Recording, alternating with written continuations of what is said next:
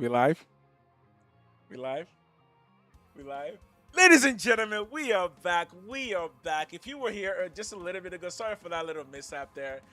We are officially. I have a little thing right. See that little guy growing right there? I'm gonna have to take care of that. If welcome back to the channel, The Good Raider. Tomorrow, just one more night, and then the official start of the season. And ladies and gentlemen, we've got so much to talk about. There is so much news, including the stuff that happened yesterday, today, and the stuff tomorrow. But the main topic today will be top 10 players I am looking for. I am looking to.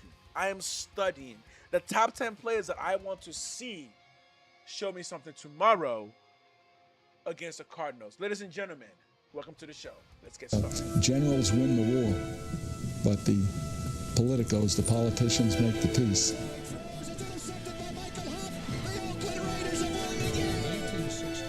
We have an environment here that when a player leaves here, we can shake hands and say, we won't forget you. You be proud that you wore the patch, you wore the silver and black, and that you played for the greatest organization in professional sports.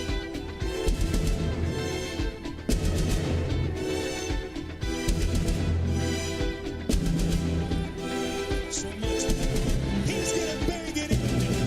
Touchdown, Las Vegas. Ladies and gentlemen, welcome back to the show. Welcome back to the show. What else can I say to make you happy today?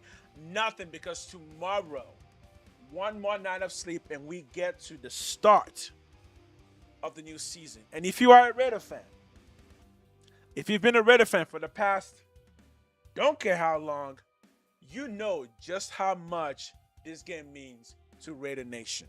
You know just how important this game is. You know that this is a start, the official start, every work that you've put in the offseason, hiring coaches, off-season players, getting the draft, all of that, all of those things start to matter tomorrow. So tomorrow, we're going to be looking for players. We're going to be watching players. Everyone's going to have an idea of what they want to see, what they're going to be looking for. And like everyone, I got mine. Top 10 players I am going to be looking for, looking at, looking to look. Let me just make sure we are streaming here just to get. This thing is so slow catching up on. Sheesh.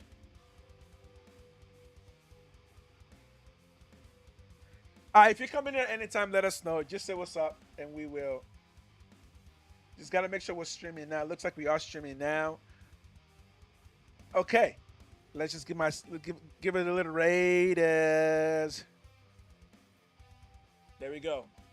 Ladies and gentlemen, before we start talking though, one really cool thing to look at. So yesterday, as you all know, the Las Vegas Raiders had their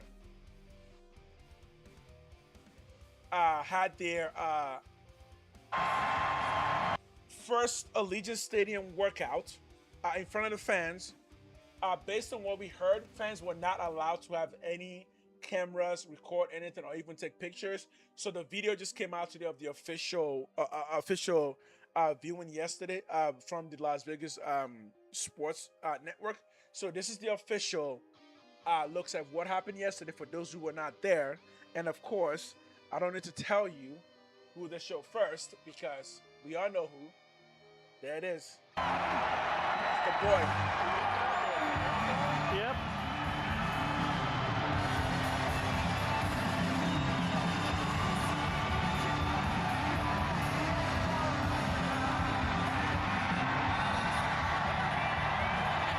And look at that phone man right there. Put in the work. My boy's like step for step, stride for stride.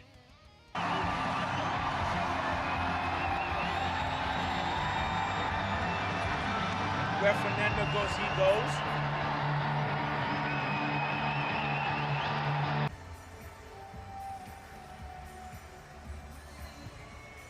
got some zippiness.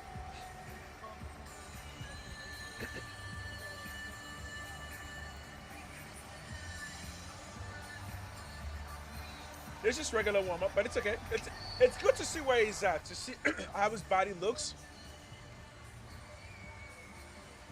Because I keep saying this about me. Oh, that's a face. We're clipping that. We are clipping the crap out of this face. This is a face to clip. We are clipping this face. Yeah, we just gonna go in this clip that right there. Yeah, we want that face. We are gonna meme this face. We're gonna meme this face.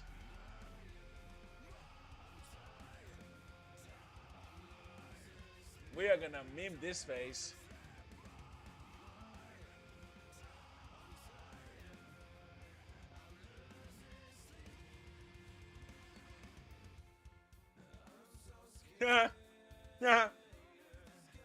Oh, Mendoza.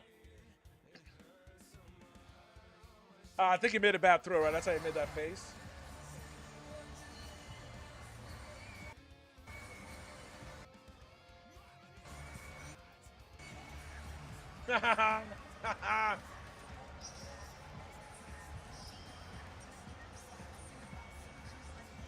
He didn't quite hit that either. He didn't quite hit that. People did say Mendoza was struggled a bit yesterday. People did say that.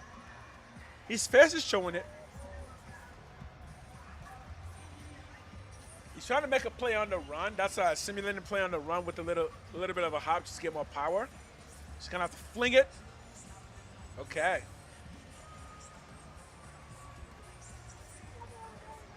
Oh, don't make my quarterback go looking for the ball. You gotta throw that perfectly. Whoop.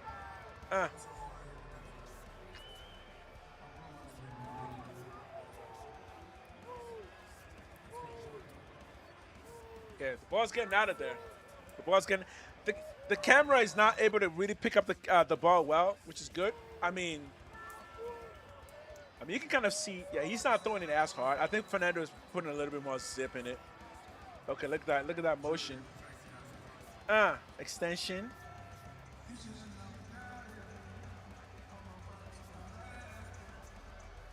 Nice, nice. Good posture. Whoop. Oh yeah, that ball flies out of his hands.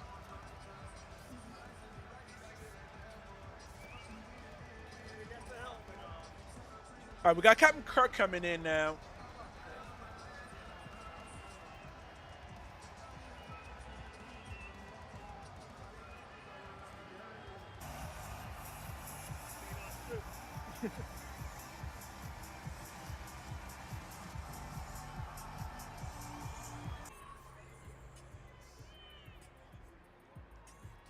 Okay, I do want to look at this real quick because I do want to make sure that we memorize who these players are.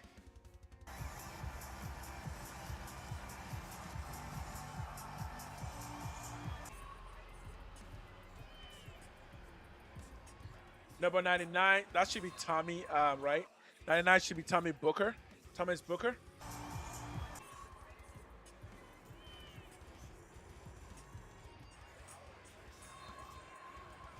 .42, that's going to be a linebacker. I don't know who he is.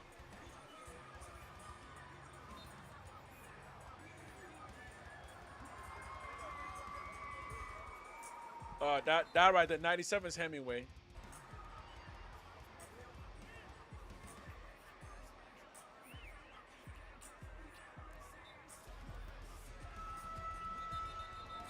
Okay, nothing really standing out there. That was just looks pretty normal.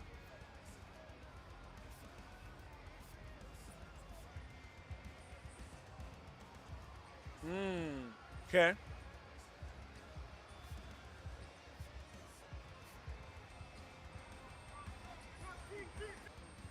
I also heard the receivers did not have a good day yesterday.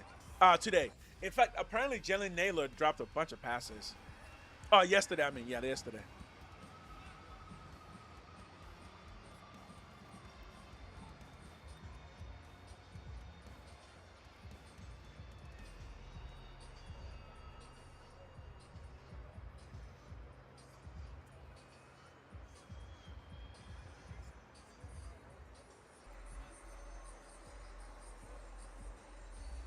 Okay, nice.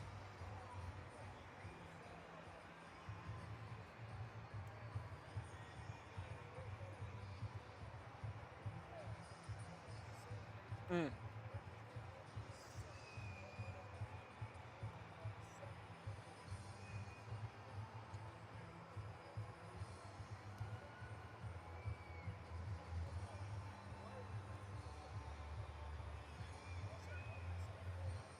Nice, nice.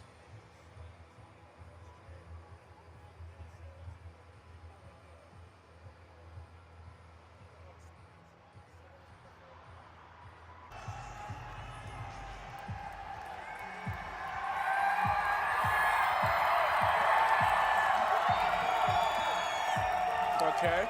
Of course, cheering for Max. That makes sense. That makes sense.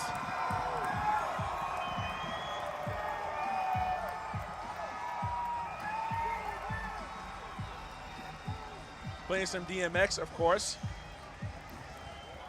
He looks good. I mean, Max looks good. He looks, yeah, he definitely looks good. He looks back to normal.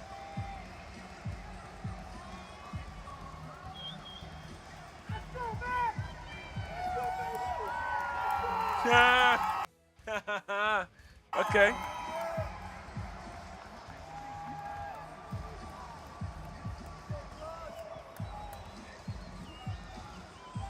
If anyone's joining us, we are. I'm just looking over the video from yesterday. This is the official video released from the practice that was shown yesterday at Allegiant Stadium. For those of us who were not able to be there, the main topic is going to be about the game tomorrow. But I just wanted to look over this, just to see if there's anything that catches our eye. So far, everything seems nice and normal. Max looks healthy, right? This is good to show us.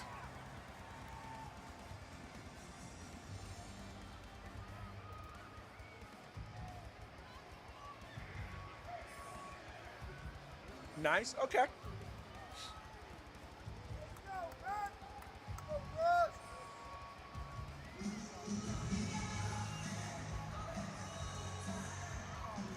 Nothing else there.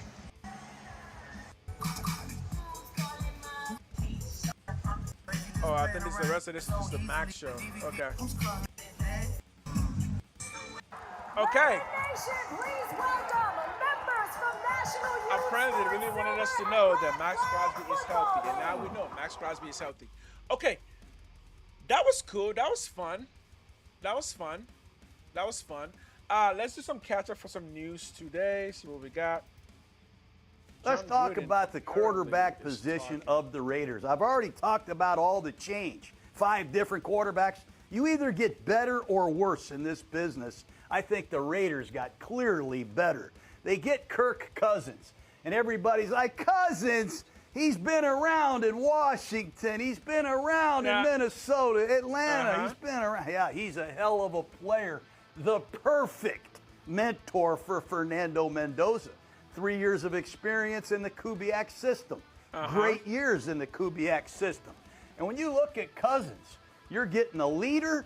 You're getting a guy that the coach trusts. He knows he can win with Cousins, and he's comfortable with Cousins, got a lot of confidence in him.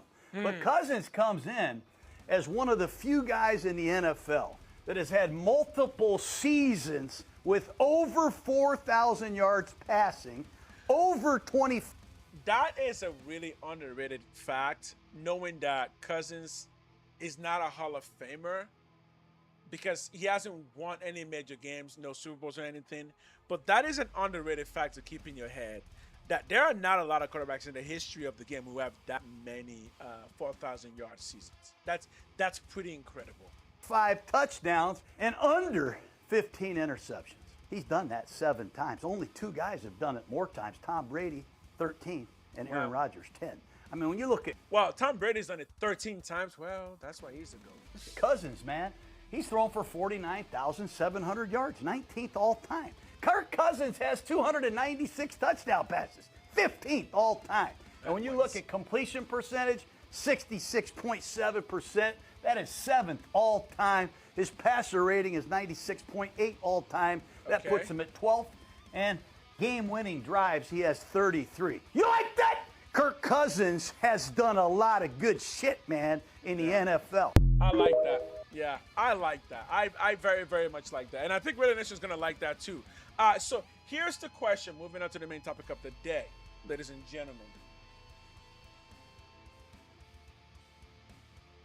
Tomorrow, the Raiders play the Cardinals, and this is going to be our first preseason game with Mendoza on the team and with all the new additions on the team. So this is going to be a big year for the Raiders. There's really no way around it. But it may not be a year with a lot of wins. And the question is this: does Raider Nation really even need a year with a lot of wins? I think not. I think most of Raider Nation understands that this year is going to primarily be a different kind of year for Raider Nation. So I do not think that Raider Nation is asking for a whole lot of wins. However, I do think Raider Nation is asking for a whole lot of improvements from some key players and some key positions, and I believe that starts tomorrow. So this will be the top 10 players that I will be watching for tomorrow's game. That I believe the success of the team, of the franchise in the next few years will depend heavily on a lot of these players, because tomorrow is the first preseason game. Most of these players are going to be starters for the team. This will not be players who are going to get cut. Nobody's going to get cut on this team. Everybody's going to be a starter. However, tomorrow we need to see exactly what they are going to bring to the table for the Las Vegas Raiders this year. At number one should come at no surprise to anybody. It is going to be Kirk Cousins. That is going to be my number one person that I'm going to be watching for tomorrow. Question Nation: how many drives do we really think Kirk Cousins is going to run tomorrow? I'm going to say this: unless it looks like something weird is happening and they don't want to take any risk, I honestly think Kurt should play probably the first half. In my opinion, I think Kirk Cousins should play the first half tomorrow's game. Okay, what should we be looking for Kurt in his first game? Honestly, it's just simply competency and command of the offense. That's the number one thing here. We know that Kurt is not the future of the Raiders. We know he's most likely only going to be with the team for 1 year. Some people are thinking 2 years. No one is thinking over 2 years. I don't think it's going to be over a year. However, are we going to see some level of competency just so we know what else we have on this team?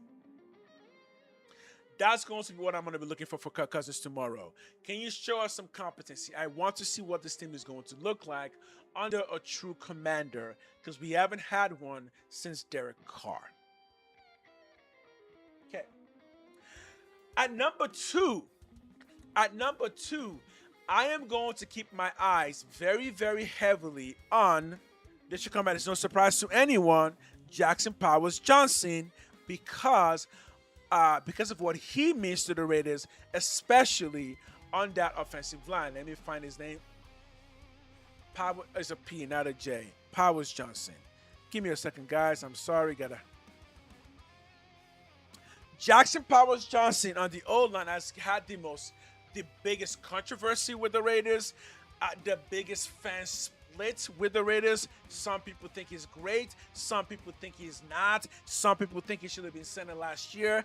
There's been so much conversation around Jackson Powers-Johnson, and already this season, through offseason, to training camp, drafting, even free agency, the talk was always what's going to happen with Jackson Powers-Johnson.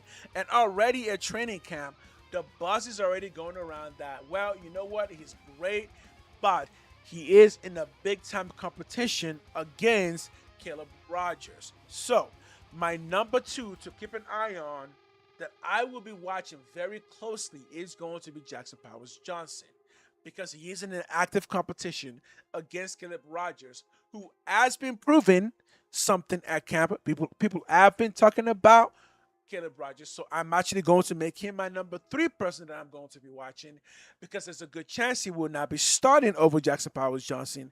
But when he comes into the game, what is he going to do with his chances? That's the question.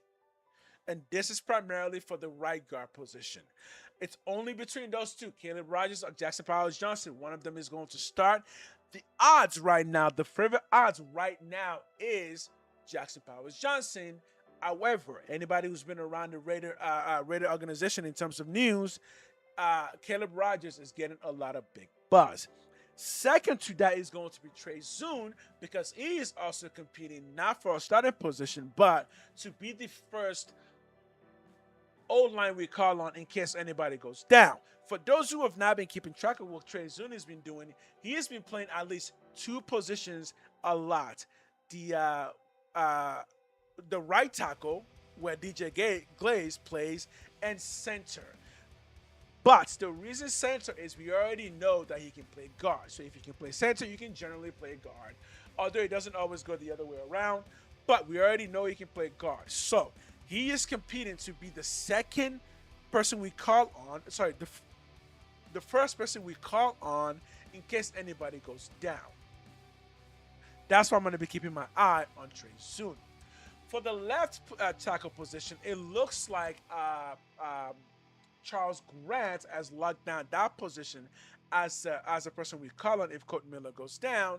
And we already know that Colt Miller does go down quite a bit, so there is a chance that Colt Miller might go down at some point at this season. So I will be watching that position as well.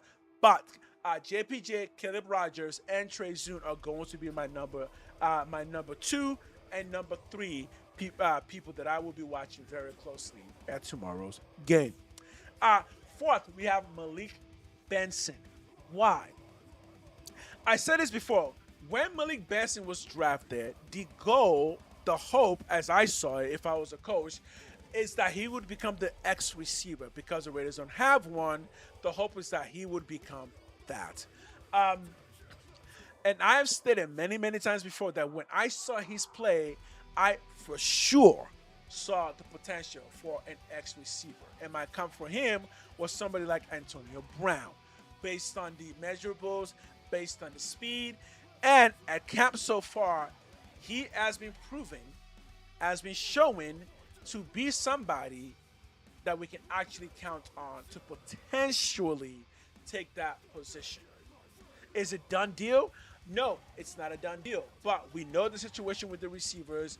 There's no clear-cut number one wide receiver. And as a matter of fact, even Trey Tucker, people are saying, has not been performing very well. And apparently he didn't do very well yesterday at the training camp, at the training day at Allegiant Stadium. Not only that, according to people, Jalen Naylor, in fact, dropped 2 passes that were very catchable. So, the receiver that's been getting the most buzz out of training camp is, in fact, the rookie Malik Benson. But, as I keep saying, that is the point for him. He's supposed to be that person. That's why we brought him in. Can he eventually be a number 2? He can, but that's not really the goal. The goal is that he will become a number 1. That is the goal for Malik Benson. So, I am going to be keeping my eyes on him because I want to see, are you good with Cousins? Are you getting open enough for Cousins to quickly get you the pass? Because if you're doing that with Cousins, there's a good chance you'll be able to do that with Fernando Mendoza as well. And the good news specifically with this is that apparently him and Mendoza already have a bit of a connection, and that's going to be really good for the future of the Raiders because, and we already knew this, but part of the reasons why we drafted him is to have somebody to put alongside of Fernando and see if they can grow together. And based on what we're hearing at camp so far, that is already happening. Okay, so I am going to predict and hope that that continues to happen. And this first game is going to be the first that we will see of that. Also, he will also be doing punt returning for this game as well. And finally, and of course, this should come as no surprise to anyone because, of course, who else are we going to talk about outside of the one person we should be talking about, that we will be talking about, and that is Fernando Mendoza. And the number one question with this is going to be, how many drives is he going to go in for? Is he going in for a whole quarter? Like, let's say he's going to go in for the entire fourth quarter.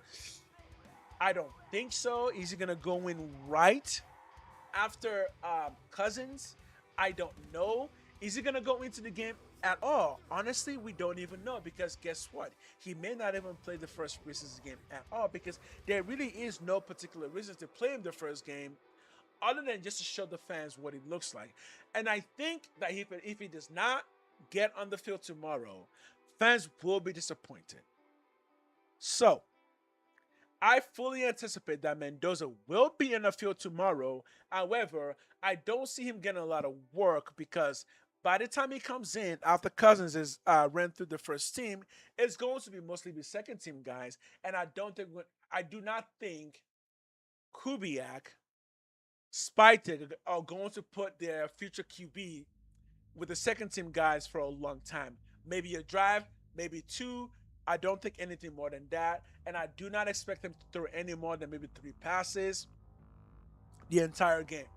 However, I do want to see him out there because I do think the fans would love to see him out there because I do think that is something that would make a lot of fans happy. So that's what I'm looking for when it comes to the offensive side of the game tomorrow. What do we look like overall? What does the play calling look like? What do our receivers and our quarterback look like? And especially, what does the O-line look like when it comes to starters as well as backup? Ladies and gentlemen, it's going to be a great game. Hopefully, I will be streaming it live. I cannot show you videos, but I will be streaming it live. You will be seeing updates, and I will be giving you active commentary on the game tomorrow. Till then, can't wait to see you guys. Have a wonderful night. Okay, that will end the offensive side of the gig.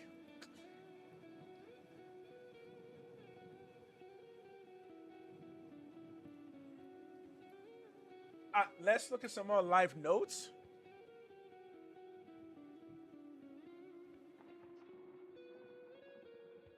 Cousins delivers a good pass to Bauer. Mendoza delivers back-to-back passes to Malik Benson and Jack Bash en route. Mendoza steps up into the pocket and finds Mike Washington for a nice gain. Okay. Cousins finds Jalen Naylor on a play action. AOC deep touchdown to Brandon Johnson. Okay. So Brandon Johnson has been shining for camp. We have been hearing his name.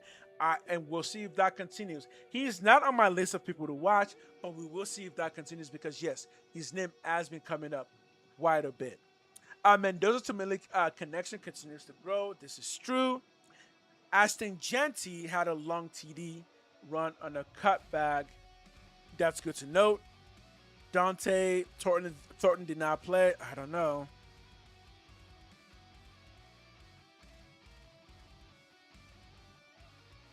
Okay. Oh yeah, so Crawford and Tucker Hemingway both recorded sacks, so that's really good. Stooks got more reps with the ones. Okay, good. McCoy practiced with the twos. Okay, good.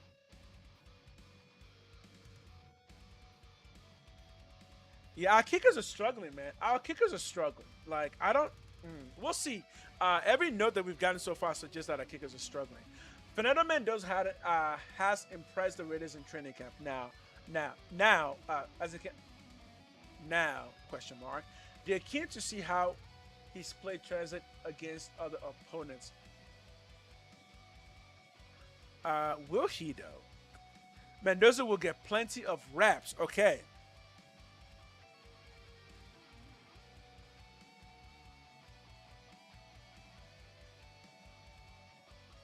So apparently we are going to see him quite a bit tomorrow. That's totally fine. He's had a real clear process as to what he wants our team to look like, to play like. He's a no-nonsense guy. I sent him a message after OTAs, and I objectively felt this was the most urgent and most productive offseason program I've been around, and I think it really was that because of Clint. I felt he just came in every day with an urgency, with an organization, with an intentionality to what he wanted to get done. And I felt that the staff and the team followed that. And so I think that bodes well for us and for the future. He's a no-nonsense guy. You know, at times I try to bring personality maybe to offset. And he jokes about it. He said, hey, I'm a little dull, and that's the way God made me. And so I told teammates, it's funny because I'm new, so I'm trying to learn the organization from teammates. But they don't know Clint, and I do. And so it's kind of you tell me about everybody else in the building, and I'll tell you about Clint. And one of the things I've said is, guys, you got to understand he's a really high-caliber person. He's never going to want to do anything that would screw you over or lie to you or be difficult. Like, he wants to do things the right way. He cares deeply about you. He's not going to be warm and fuzzy or this big personality, but he knows ball and he knows what it takes to win, and he's going to treat you the right way. And I said, really, guys, that's all you can ask for. Nice. He's had a real clear process as to what he wants our team to look like, to play like.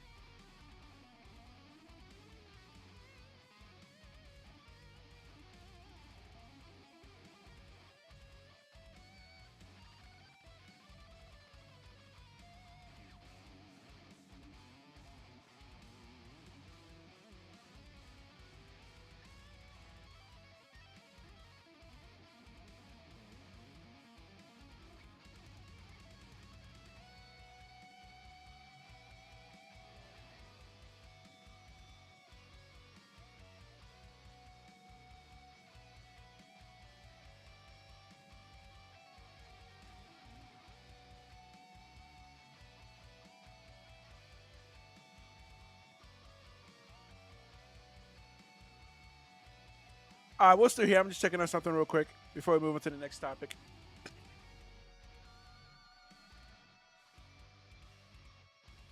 Yo, Vente. What up, my man?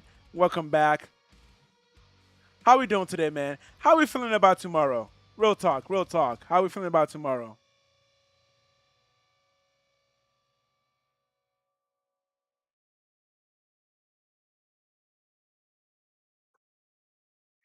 Give it to me, my man.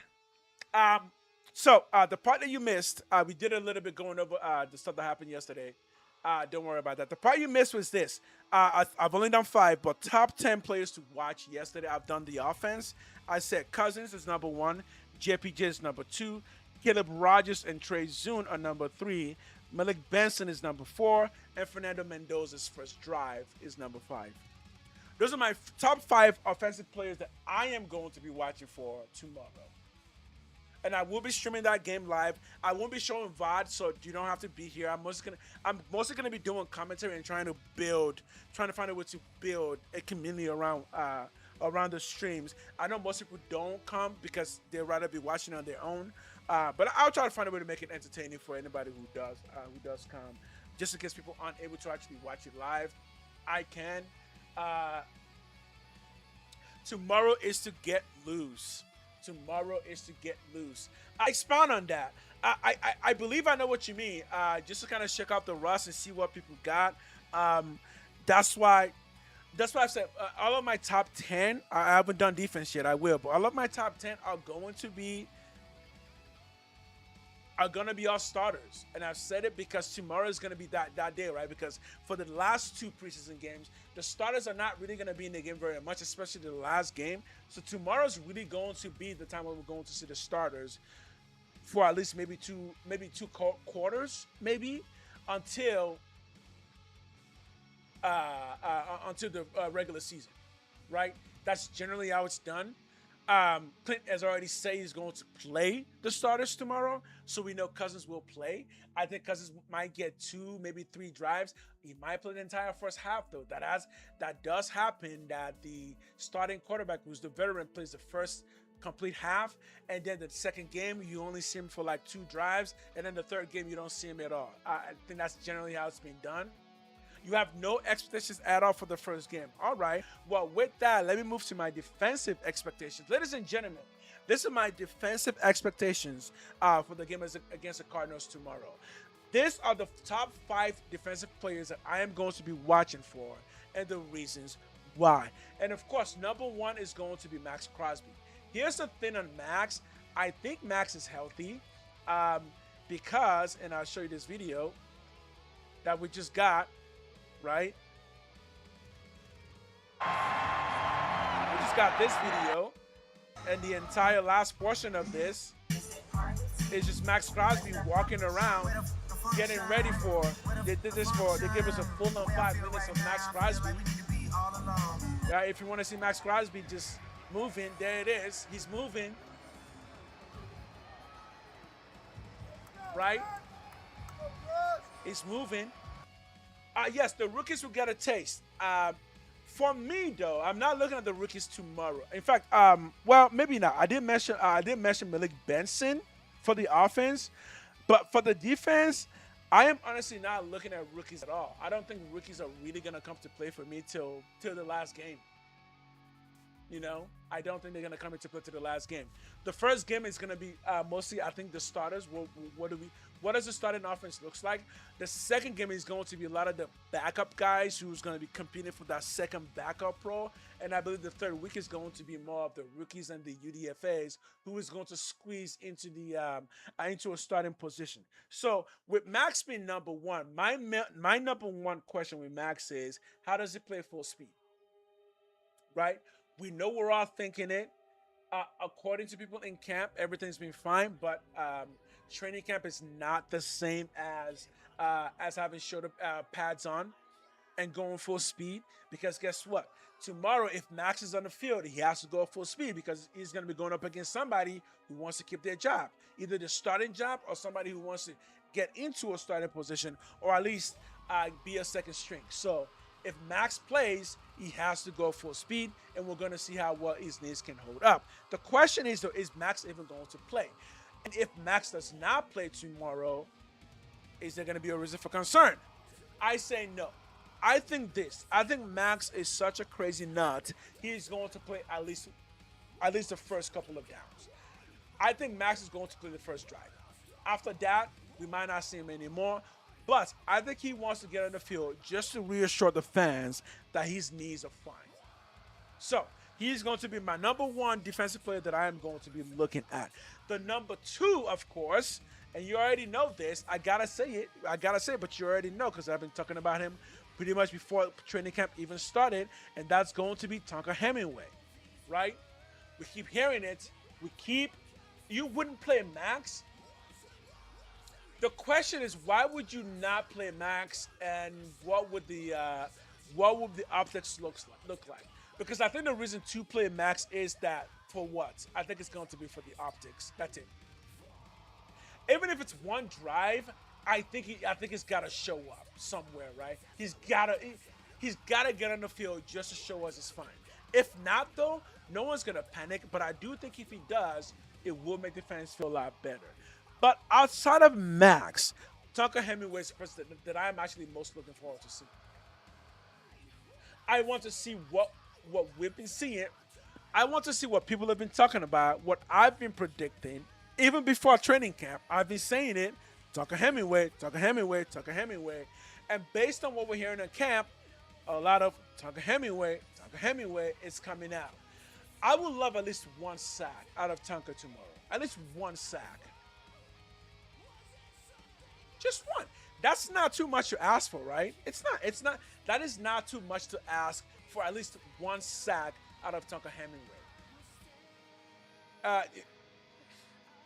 Look, Vanta, you're saying it, the injury, right? It is the injury, but I also think that's what I'm saying. That, yeah, it's the injury. You keep saying he's healthy.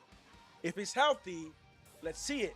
Because I think if he's not on the field tomorrow, that means we're still being cautionary.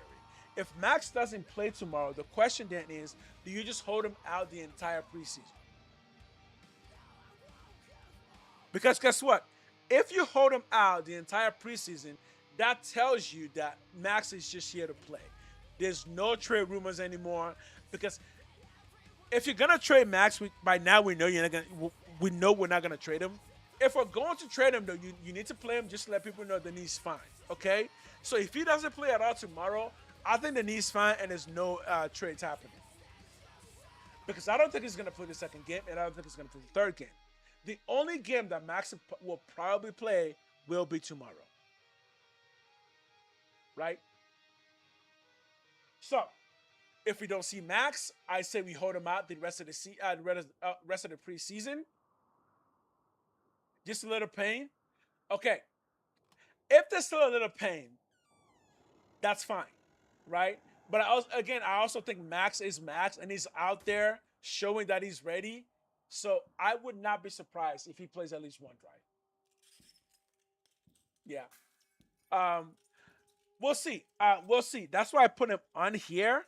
I mean, Vincent, you said you're not looking for anything, but even you are already thinking, no, Max doesn't play. So what would you be thinking if Max does play? Right? Because if Max does play, then we're just like, good. We don't have to worry about that anymore. He's good to go. Season. We're just gonna wait for the season to start. At my number 3, outside of Tucker Hemingway, will be Quay Walker and N'Kobe Dean. But primarily, I am going to be looking for the way they communicate together. That's what I'm. When it comes to Walker and Dean, my question is, how well are you going to communicate together? That's going to be my top question. We know both of them are going to start. Who is going to wear the green dot? That's going to be really important. It'll be Quay Walker or N'Kobe Dean. Who's going to be wearing that green dot, and how well do they play together? And the reason why this is, when it comes to the Raiders team, we've said it over and over, the weakness, the weakness is still the linebacker core, because we just have 2 players that we know are calibers, starters in the league. Outside of that, we don't have anybody else who has legitimate playing starting experience. So those 2 are going to be very important together. And at number 4, my number 4 is going to be the weak side position for the cornerback. This is the position we don't really know who's going to be playing that. I believe, based on the roster that was dropped for the first game, I believe the starter is most likely going to be Darian Porter, right? I don't even have to find his name. I don't have to find him, do I? Darian P. There he is. The likely starter will be Darian Porter, but I think the person to actually watch for, of course, as I'm sure many people do, is going to be Ezekiel Masses. You know what's crazy, though? The thing for me in Ezekiel Masses, where is he at? Isn't it just M?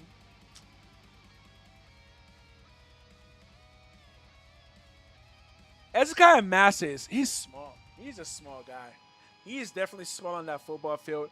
I think he's actually like 180. This has him listed as 185. I feel like he's 180. Not gonna lie, I feel like he's 180. Yeah, I said we start Porter. I do think Porter will start. It's too early for this, but I am honestly surprised that you're not going to be looking for anyone in this game, because I think you are. I think there's going to be names you're going to be looking for and hoping will become something. I do. Right? I would be actually surprised if you are going to be looking for nobody in this game. You feel me?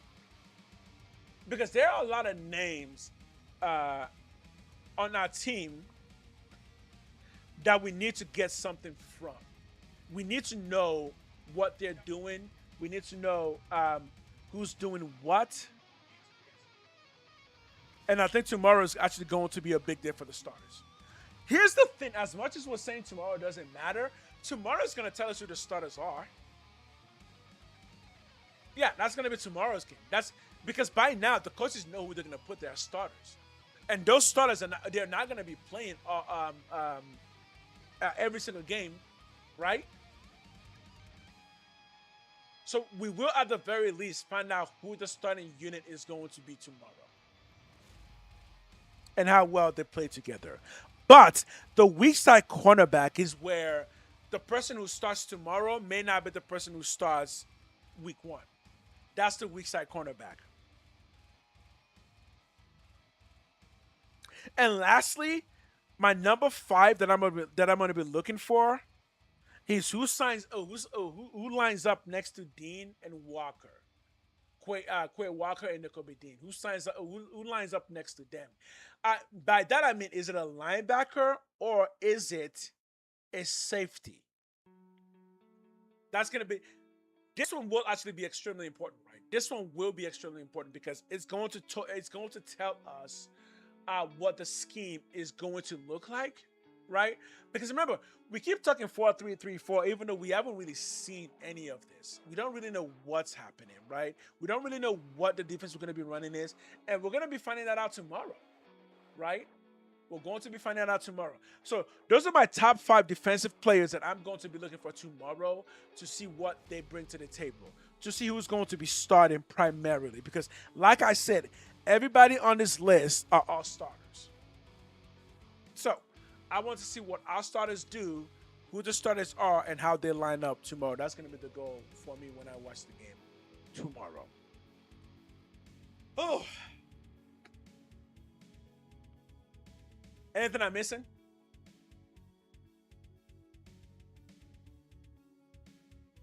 And then, of course, I'm going to be looking to see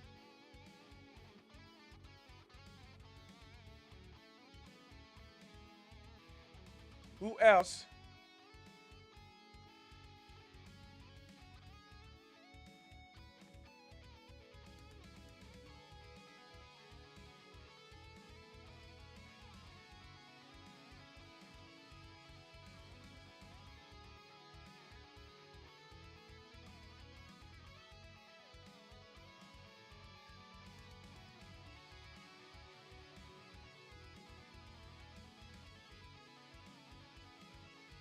Yeah, I don't think I didn't forget anything, right? I think we got it. There's one more segment that I want to record and talk about, and that segment is going to be keys to victory.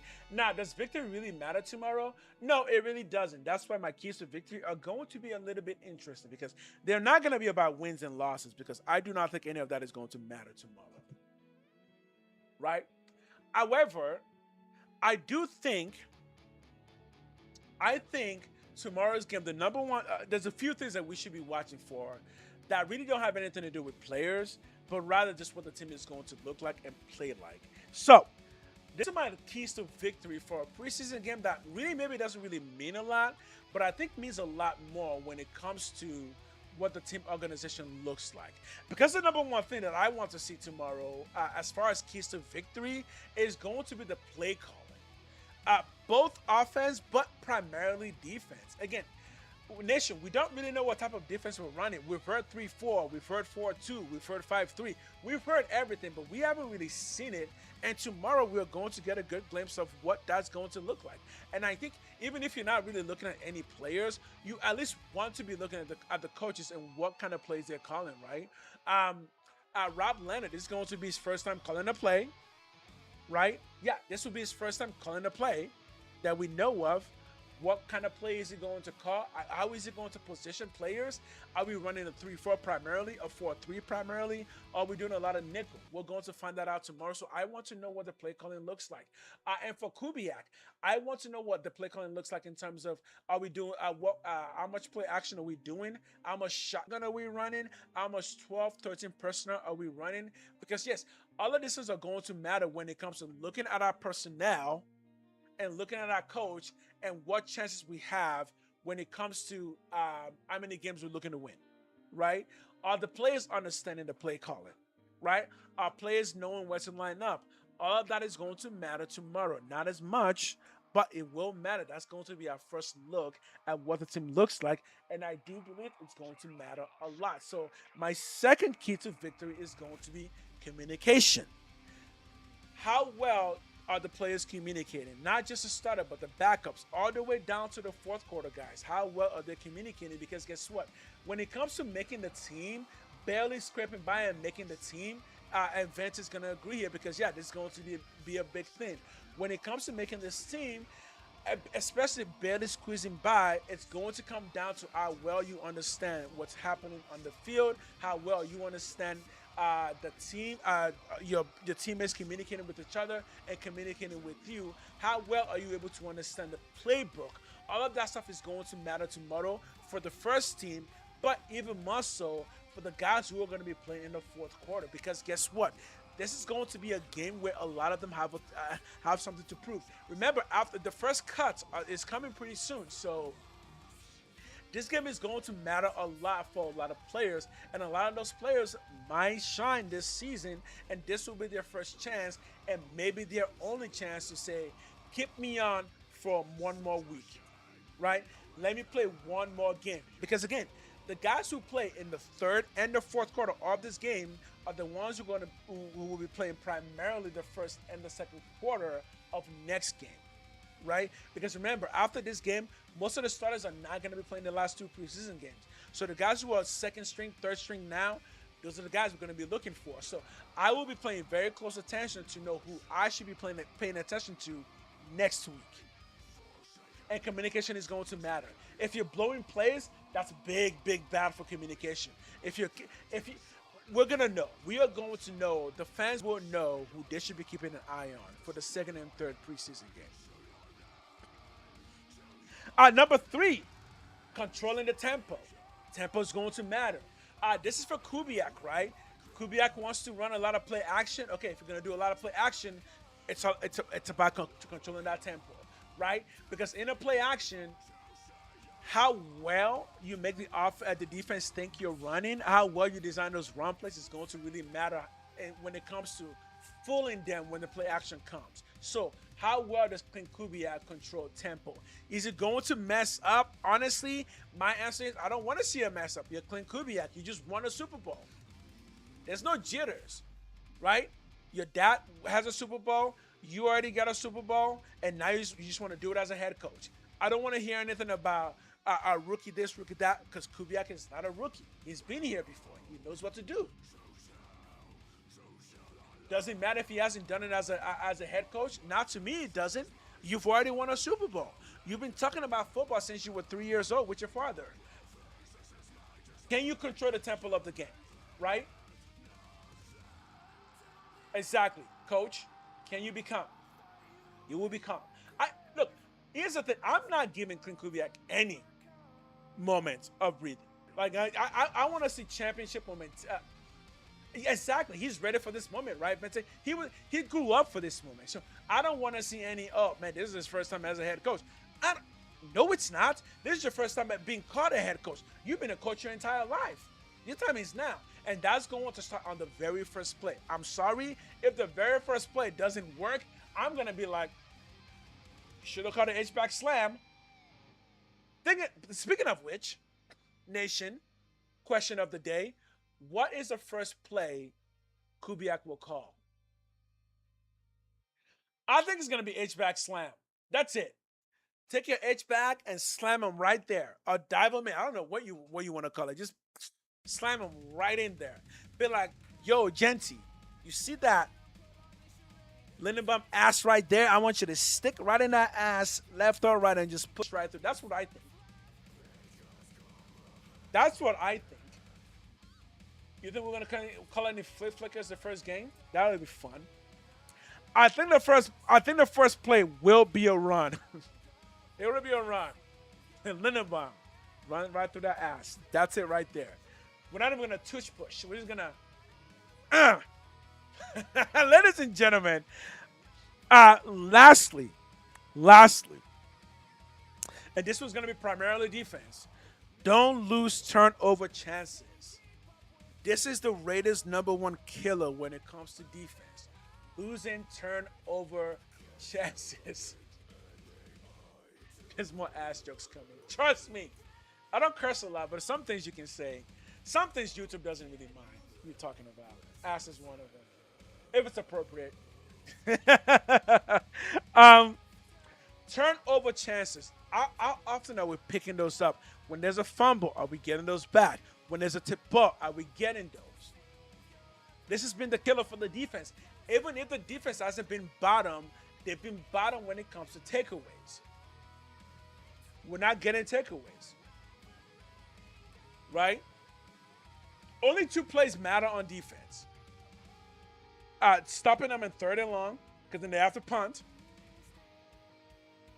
And getting turnovers. That's it. There you go. He said it. Venter said it. 3rd and long is our biggest nightmare. Only 2 things matter for defenses. Are you stopping them in 3rd and long? Are you stopping them because they got to punt? It's not turnover on downs, but they got to punt. And are you getting takeaways? When you get those punts, the stadium can breathe. The fan base can breathe a little. At least they didn't score. When you get those takeovers, though, momentum shifts. So, don't lose turnover chances. I don't care that it's a preseason game. I don't care that it's the first one. This is universal, right? That's the thing. all of my keys to victory are universal concepts: play calling, communication, controlling the tempo, don't lose turnover chances. That's going to be the big call for the team. Are you losing chances? Are you taking chances? And when you get those chances, when the defense gets those turnovers, when that fumble happens and we recover, offense, are you punching it in? That's how you don't lose turnover chances. Right? The defense, John Rader, my man, thanks for coming in. I know Vance was holding it down. He was praying somebody else comes in. And then John Rader was like, what? Let me up in here and just disrupt the nation. Just mess it all up. Just got me off floss. And now I think I'm famous. Thanks, John, for coming in. Vance makes me famous, but you just make me more myself. The question that we're on right now, brother, thank you so much. The show will get bigger and bigger. I know there's only like a few people now. As the season progresses, more and more people will show up. And the more and more people show up, they're going to realize just how much fun we're having in here. The question that we're on right now, keys to victory. So I'm going to read mine now because I already read it before you got here. My top 4 keys to victory, and you can give me yours. Play calling, communication, controlling the tempo, and don't lose turnover chances. Those are my 4 keys to victory. Now, do I really care about victory? No, I don't. But these 4 things that I did mention, this will tell us how the coaches and the players are synergizing together on the field. And that is going to tell us what kind of team we're going to have this year, right? Dude, I know the show is always good. Thank you so much. I know those of you who have been loyal, thank you so much. It will pay off. I guarantee you it will pay off. I don't do this to not be great at this, right? I don't do this to not be great at it. Every day I wake up, I'm just like, all right, what do we got next? And I'm telling you, there are days when I wake up and I'm like, I'm going to stream, but I don't have a stream idea. I'm like, I cannot stream because I don't have an idea. I got to nail down the idea. I was going to stream this afternoon, actually, but it was too hot. It was way too hot. I was like, no, this room is going to cook. So now we're having a good time. So John, give me your keys to victory. But keep in mind, we don't really care about victory, right? We just care about what the team looks like. Something tells me the moment the ball snaps tomorrow, Raider Nation, we're going to look up and just say, thank God we have a competent team. Do I think AOC is a trade bait?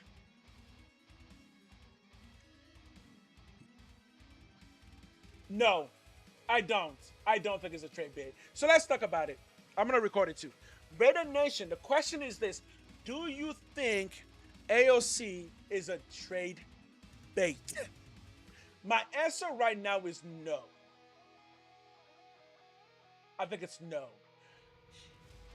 That doesn't mean he's not going to get traded, but I don't think it's a bait. I actually think we need him to improve the guys when Cousins is not in the game, because I don't think Mendoza is quite ready for that yet. Although, I need to tell you guys, by the way, there is more news coming from camp that Mendoza may be ready to take the job now. I'm just giving you guys the news. I'm not saying either way. I'm just saying that's what I'm hearing, that there is even more talk now that, you know what, Mendoza might be ready to actually just take this job from Cousins. He's going to have 3 games to do it. Only 3 games, right? Only 3 games. So let's just keep that in mind. So is AOC a bait? I don't think AOC is a bait. I think AOC is actually going to be a legitimate help for the Raiders to figure out who the second string, who the backups are going to be. I think that's going to be AOC's job. Does that make him a bait? In one sense, I guess that makes him a bait, right? Because Vente agrees. Vente thinks he's a bait. But okay, so let's clarify. By bits, do we mean he's going to be gone before week 1? Because I think we're going to need him all preseason, right? But I suppose if a good offer comes in, we'll take it. But what would be a good offer? a sixth, a fifth. I would give him up for a fifth before week 1. I would give him up for a fifth, right? If we keep him through week 1, I would give him up for a fourth by trade line. We're not gonna get a fourth for him. It'll be a sixth. I give him up for a fifth.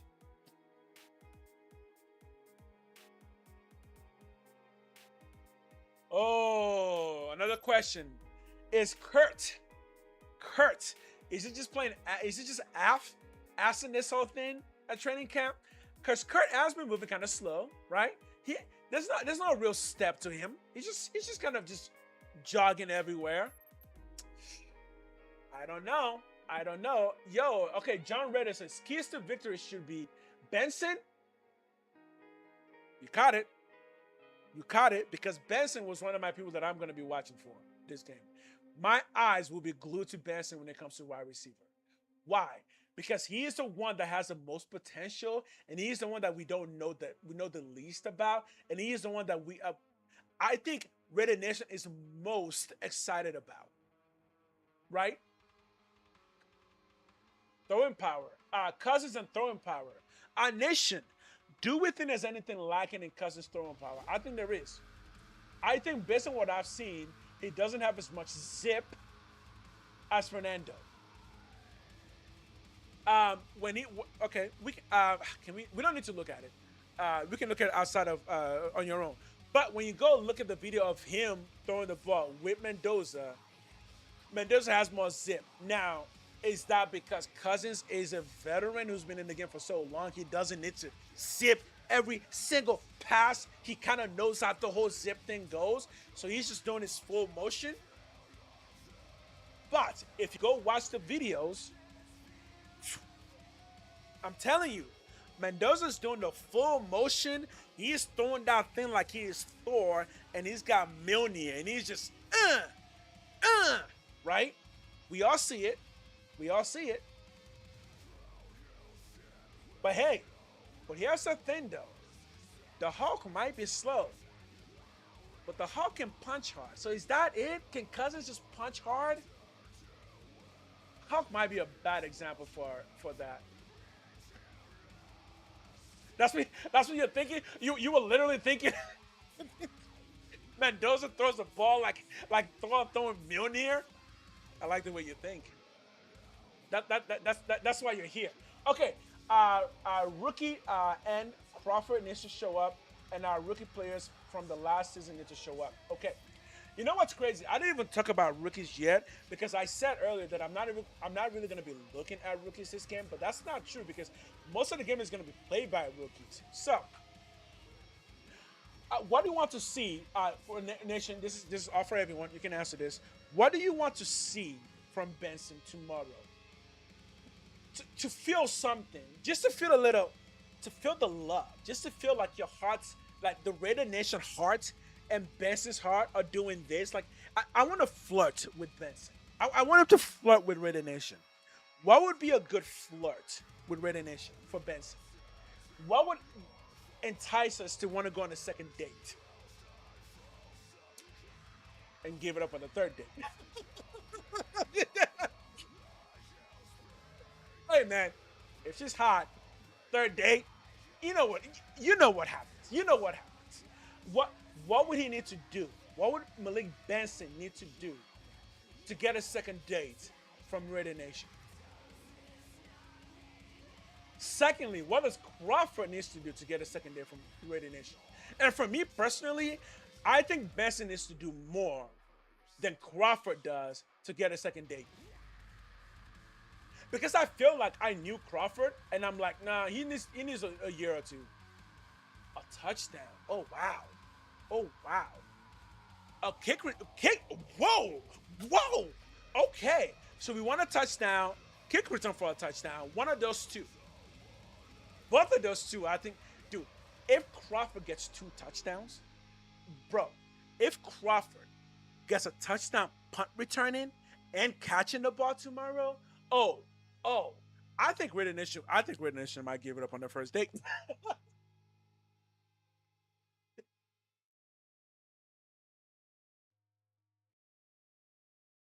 I'm just saying. I'm just saying. I, we may have to arrange some present given that will arrive at his door right when he gets home, just to let him know. Crawford sack or multiple pressure? I agree. I agree. The reason why, dude, you're really making me think about this, and this is good because I said I wasn't going to be looking at rookies, and now I really am. John, make sure you got my notification turned on because every time I stream you and Vente, I need y'all to be here. I need y'all to be here. Dude, if Benson scores 2 touchdowns, I'm giving up first date. He's on. You can have it. You're gonna have it. Crawford, though, for Crawford, I would say multiple pressures because he will be going up against backups, right? Again, we have to remember though that you know he's not a first or second round pick. He was a 4th round pick, right? He was a 4th. Was it 4th or 3rd? He was a 4th round pick. So expectation can't be too high. But based on your build, based on your size, based on your speed, I do think Crawford can give us multiple pressures. Oh, did you hear he has character issues? Oh, no. So I'm a big fan of him, too. And I know he played at both, at 3 places, Alabama, Florida, and Oregon, where we drafted him from. I didn't hear that he had character issues. But if he does, that might explain why he kept transferring. Now, okay. It's okay. Antonio Brown also had character issues, right? Remember, he literally drafted the same pick as Antonio Brown, right? And when he got drafted, I've said this before, he has the same skill set. The only thing is I want his feet to be a little quicker.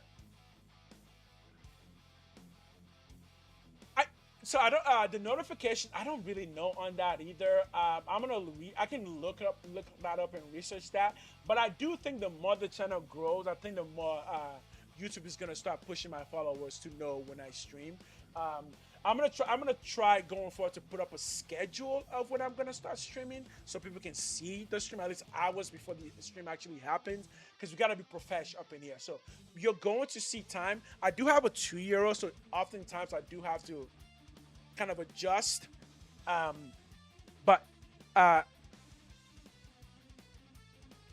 Okay, so you got yours, Vance. So someone says check your notifications. Okay, good. When I usually come on, hasn't been solidified quite yet, but it will be solidified in this sense. Every evening stream should start around 8, because that's when my son goes to sleep. So whenever I stream in the evening, it should be starting around 8, going to around 9:30.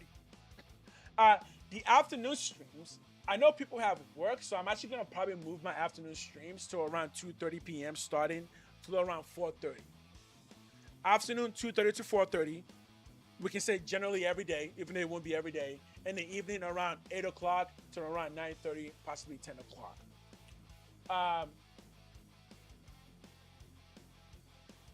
I'm in West Coast. I am on West Coast. I live in British Columbia. I live in Vancouver, British Columbia.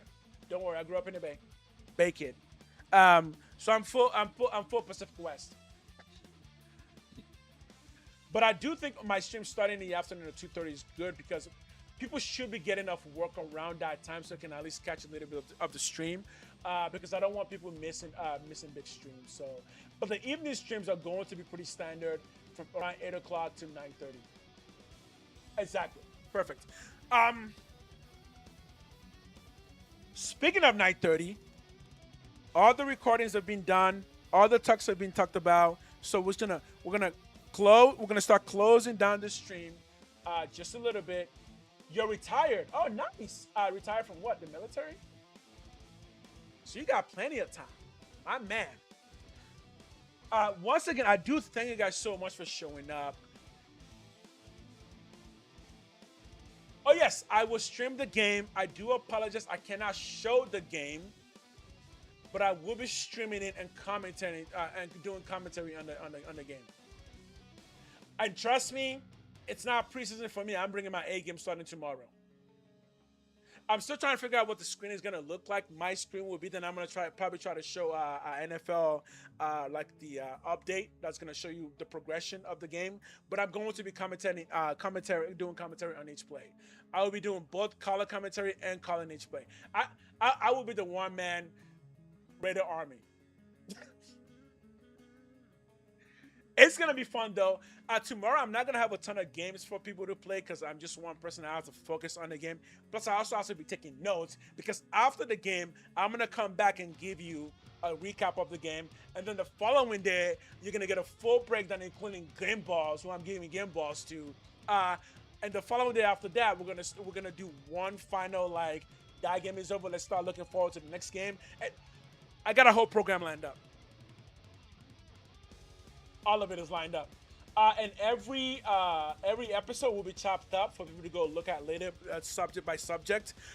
It's just me again for now, but as I get more people, more videos should be coming out. You guys should be getting, on average, 3 to 4 videos per day. Not long videos. Some will be 10 minutes, some will be a short, and some will be, but every day you're going to be getting multiple videos.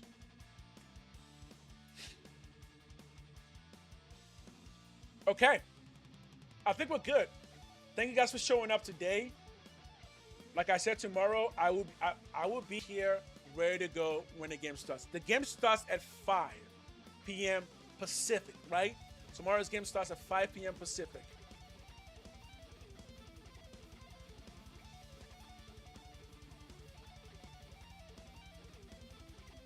Let's turn up this this rock and roll music real quick and just jam out.